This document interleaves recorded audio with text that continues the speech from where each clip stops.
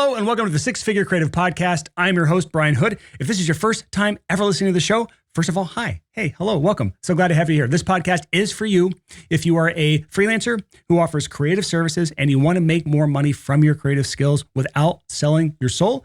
That's you. You are in the right spot. For my returning listeners, kind of big deal here. We hit number 2 on the charts, on the podcast charts. I posted it in my Instagram stories.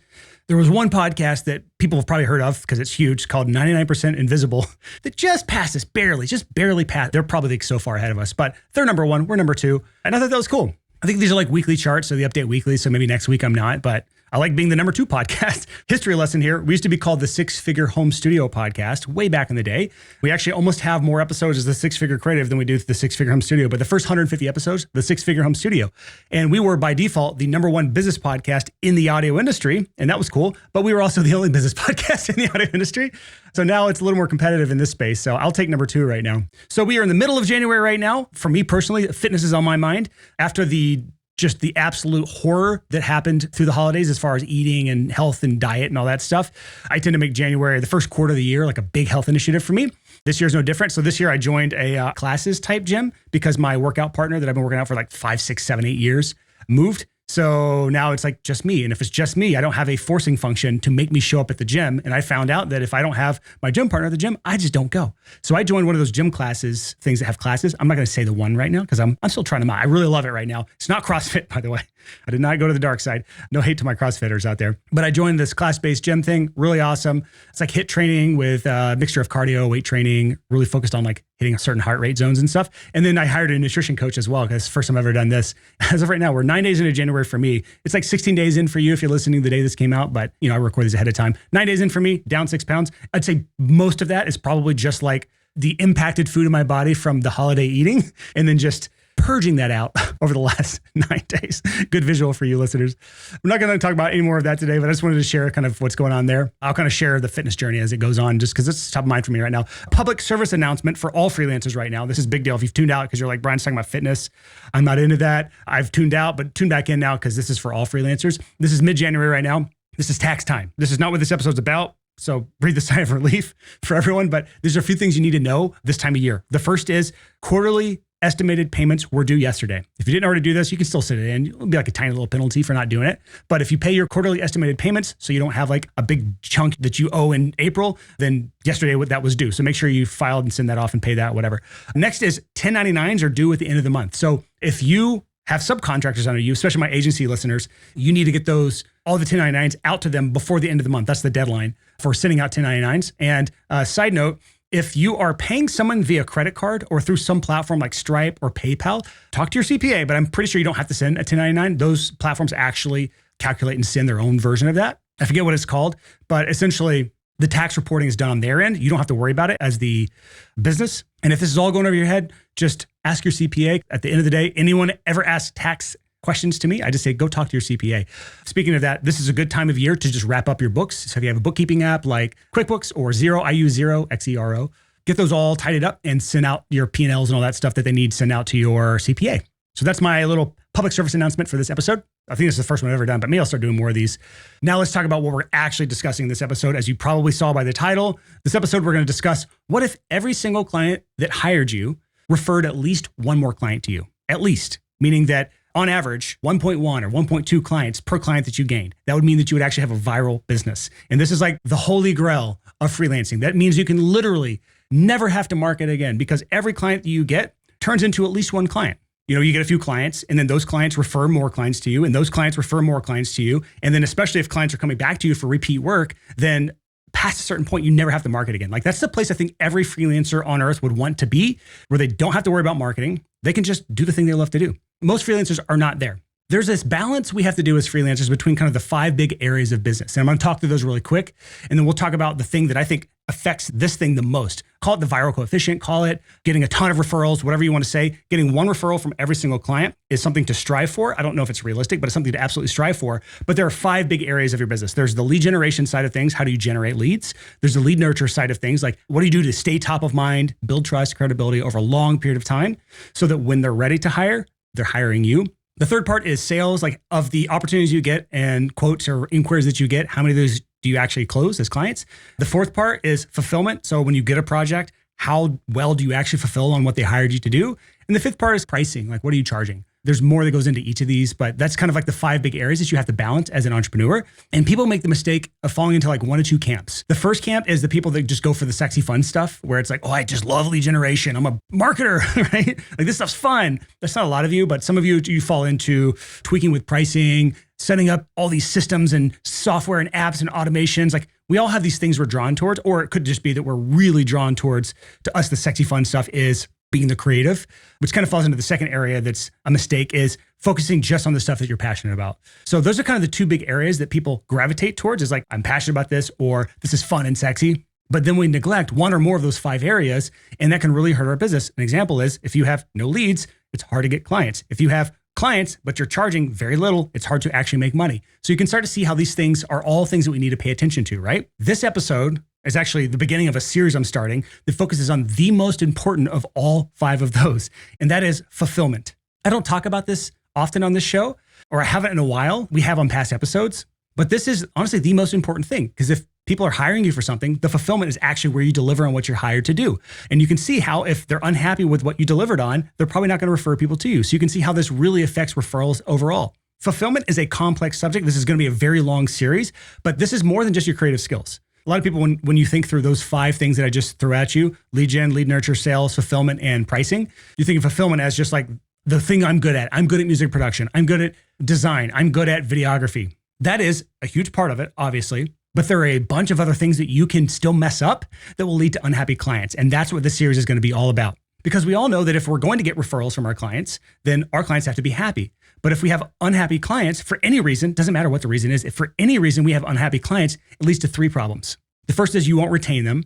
So if you're on a monthly retainer, they'll cancel or they'll try to weasel their way out of it. Or if you do project-based work, they won't rehire you.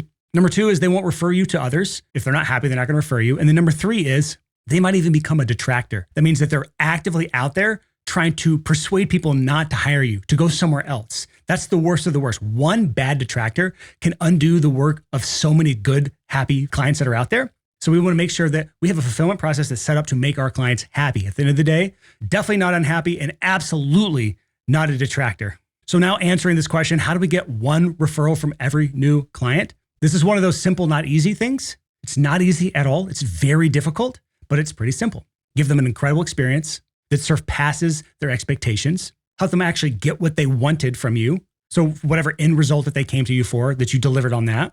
And then all along the way, keep them happy. You can give them a really good experience. You can give them the results that they wanted or the thing that they came to you for, but that doesn't necessarily mean they're going to be happy. And again, we'll talk more about this throughout this series, but this is a huge thing I want to really drive home. Happy, successful clients lead to referrals, especially if they're blown away.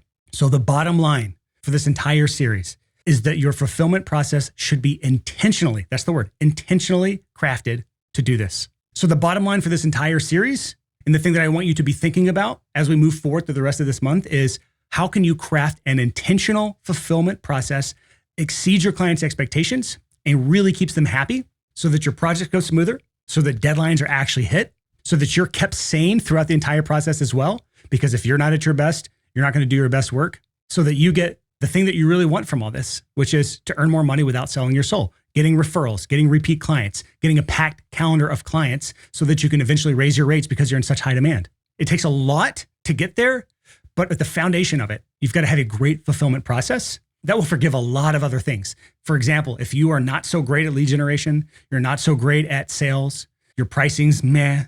If your fulfillment is amazing, a lot of that stuff can eventually sort that out. Meaning if everyone's referring you to other people, you'll eventually be so swamped that you are forced to raise rates just to drive down demand.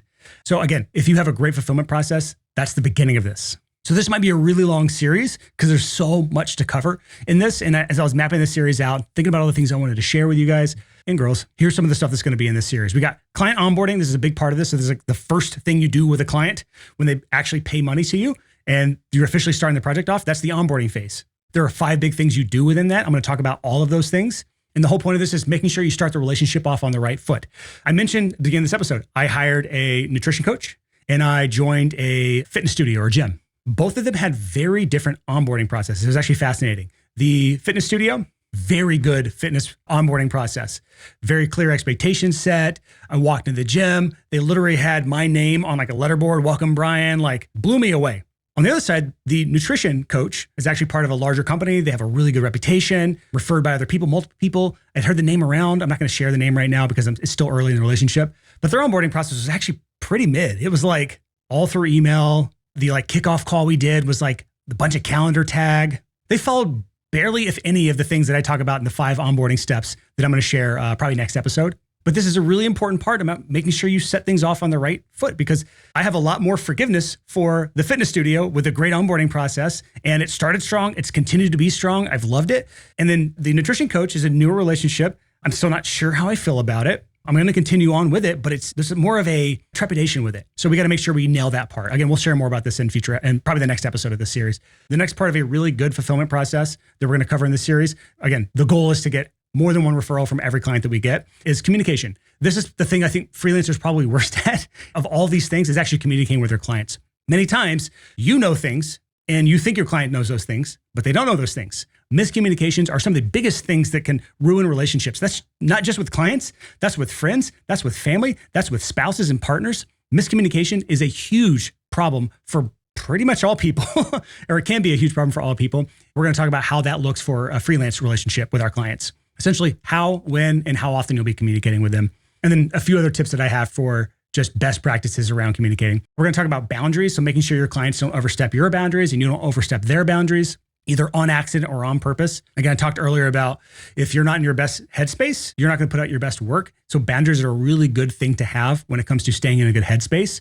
Next is project management. This is actually a big part. We've rarely, if ever, really done a deep dive on project management, especially for freelancers. But this is something that all of us need some form of it. It doesn't have to be some crazy, complicated project management software, like a full build out of ClickUp or anything like that. But we need some way to make sure that we don't drop the ball on the projects so that deadlines are hit and that everything's moving forward at the speed that we're supposed to move it forward. If you are the person who's constantly forgetting to follow up on things, forgetting to deliver this thing, forgetting this date or this deadline, if you've got a lot of balls you're juggling in multiple projects, or you just work on one project at a time and there's a lot that goes into that one project, there's just so many moving parts and so many things you're supposed to do, project management is a must. Next is client revisions. We'll talk about this. Again, this is not in any specific order, but these are the things we're going to talk about through this fulfillment series. Client revisions, that last 5 to 10% of the project can make or break this. You could have an amazing process all the way up to this point. You've delivered all the things you've said you're going to do. You've hit the deadlines. The onboarding process was amazing. The client loves you. That entire relationship can quickly deteriorate during the revision process. This is something that has happened to me many times in my life, where you get that long 2,000 word email from the client of all the things they hate about the thing you've delivered to them, and your stomach drops. This can make or break the project. So we'll talk through some of the best practices and things to keep in mind and do and set up so that this part of the project goes as smoothly as possible, so that you end on a good note. Again, you can do everything right to this point. If the revisions process fails, your clients leave with a bad taste. They're not going to come back to you. They're not going to refer people to you, and they might even detract people from coming back to you. And then we'll also talk, kind of the fun stuff for me is like tech and tools. Like, what are the things that will make us better, faster, stronger as freelancers when it comes to fulfillment? There'll probably be some more things that kind of pop up as I do this, but this is something I'm really excited to get into, nerd out about this stuff. And what I want from you is to think through that list that I just shared, whether it's client onboarding, communication, boundaries with your clients, project management, client revisions, tech and tools, or if it's something else. What do you feel is your weakest point in your entire fulfillment process? We can talk about the actual creativity of delivering on what you do, but that varies so much from niche to niche that I don't know if I'm going to even begin to broach that topic. But just let me know what you think your weakest part of fulfillment is. And I literally want you to email me. I want to get some feedback, because this will be helpful for me to use within this actual series that we're doing, because it might go pretty long. I don't know yet. But email me podcast@sixfigurecreative.com. That's the number 6figurecreative.com, podcast@sixfigurecreative.com. And just let me know what you want to hear in the series. Let me know what your struggle is. Any of this sort of feedback is great for me, because I've said this before on the show, but podcasting is very much like you're in a hole. This past year was our best year ever as far as downloads, and that's cool. But it's also was like my loneliest year as a podcast. I didn't have a single guest other than the replays we did from past guests.